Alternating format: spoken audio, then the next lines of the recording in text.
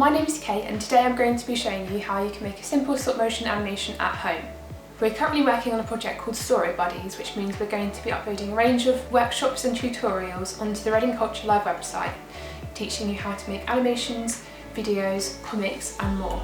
So the first thing you're going to need for this workshop is something to take photos with. This can be a phone, a tablet or a camera. Secondly, you're going to need something to edit your video on. So this can be on your phone or your tablet and you can download an app from the App Store, or you can do this on the computer and download software such as iMovie, Windows Movie Maker or DaVinci Resolve. Finally, you're going to need something to animate. This could be an object or a person. I'm going to cover this in more detail later on in the video, so don't worry if you're not sure what you're going to use. So I'm going to show you different methods, but these are all based around the same idea of stop motion. Stop motion is where you take lots of pictures, but in each picture something has changed. When you put all of these pictures together, it looks like the object of the person is moving. Before I go into each method, I'm going to give you some tips on how you can make your stop motion look good. Firstly, you want your camera to remain really still and you want all of the shots to be almost exactly the same apart from the object you're moving. This also applies to when you're taking a picture. It's really easy to accidentally move your device when you're taking a picture. So to resolve this, you're going to want to do this either really gently or you can use a self-timer so that when your picture takes, you're not touching the camera. Secondly, you want to consider light. If your light source is behind you, it's really easy to accidentally make a shadow over what you're taking pictures of, but this isn't going to look very good in your animation. Also, if your device has auto exposure, which means it automatically adjusts the light settings for you, this might mean that you end up with some photos that are light and some photos that are dark. Therefore, if you've got a manual setting that you can use, this would be really useful so that all your shots look similar. Before you start your stop motion animation, you're going to want to make a plan for what your animation is going to be. It's really important to make sure that your animation makes sense so that the person watching knows what's going on.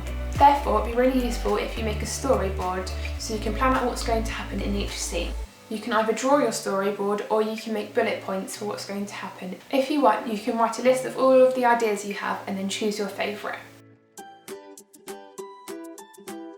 The first method I'm going to show you is called Claymation. As you can probably guess, this is animating clay, plasticine or Play-Doh. Now, if you don't have this, don't worry, there's other methods you can use instead. The second method is called cutout animation.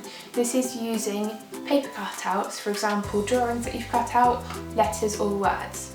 The third technique I'm going to show you is called object motion. This is moving objects. Popular things to use for this are toys, for example, Lego, Playmobil or toy cars. Now, if you want to become a stop motion pro, you can try out all of these techniques, but if you don't have all of the materials to do all of them, you can just try out your favourite. You can either watch the whole video, look at all of the different techniques and then decide on your favourite to try. If you know which one you want to do already, you can skip to that section if you want. And I've written all of the times for the start of each section below. So for this tutorial, I'm going to be using an app on my iPad, and this app is called Stop Motion Studio, and it's a free app. It's available in both the Google Play Store and the Apple App Store. There is an option to purchase a premium version of the app where you can upload photos from your phone into the actual app itself. If you stick with the basic version, you have to take the photos in the app. So once you open the app, you get taken to the camera screen. So as you can see, this is my iPad's camera here. And all you need to do to take a picture is just press this red button here. So that will take your first picture and add it to your roll at the bottom. Right, so just to demonstrate how the app works in relation to stop motion, I'm just going to do a quick demonstration. So I've got some objects which I'm going to be making move across the screen in the stop motion. So first of all, I'm going to put the tortoise in the shot. Move him back a little bit so his head's poking out and take a picture. And you can see now that that has added to the bottom. And move him a little bit more. Take a picture.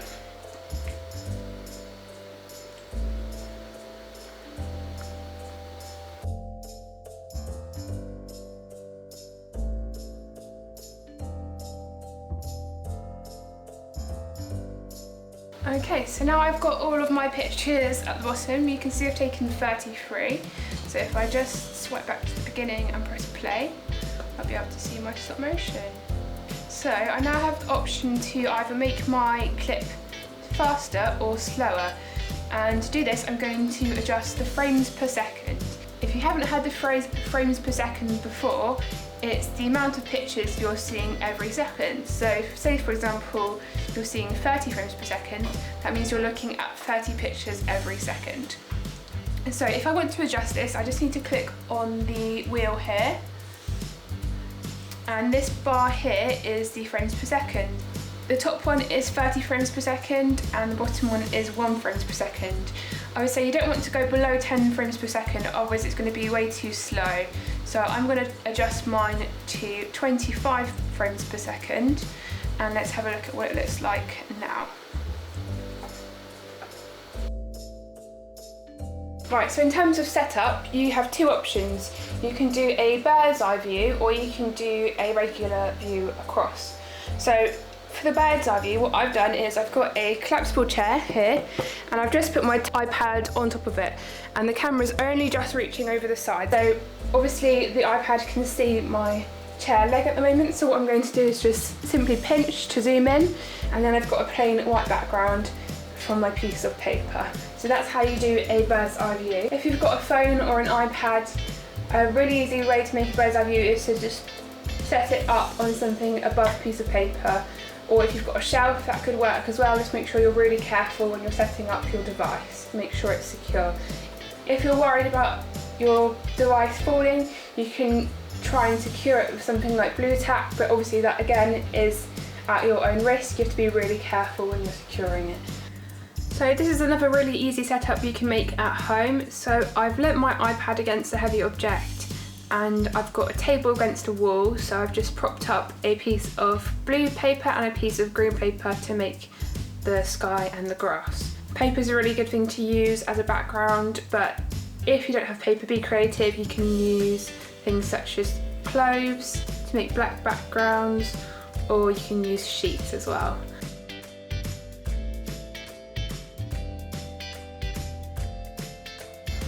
Right, so we're on to Claymation now, and for this I've stuck some tissue paper onto some card to make some coloured background. So this is going to be the sky and the sea.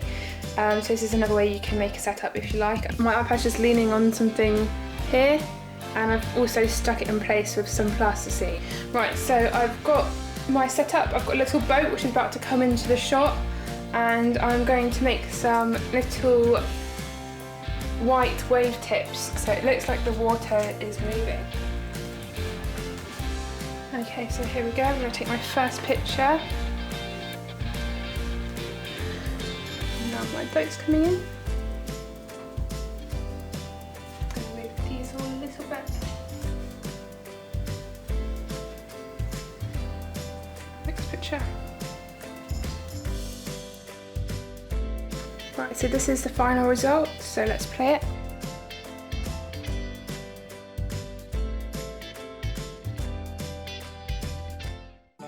I'm just going to do a really simple paper cut animation. I've set up my letters just above where the shot is, so I can just slide them down and I know that they're all going to fit onto the piece of paper.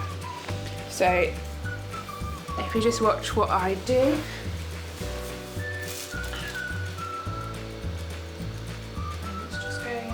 Shot. And now I'm going to take the picture. Cool. So you can see that that's added onto my timeline. And I'm now going to add the next letter.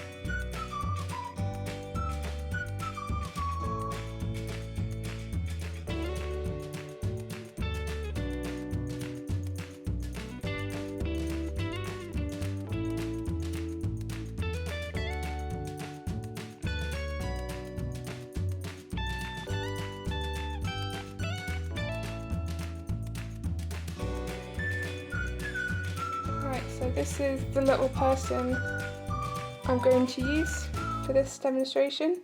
Unfortunately their legs don't move, but we can move their arms, so we're going to do that.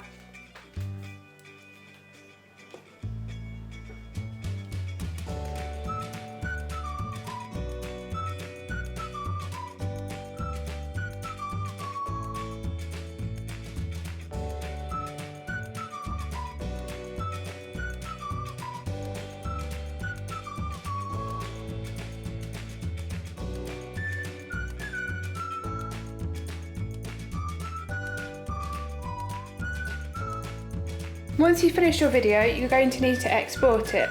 To do this, just press the back button to go back to the main menu.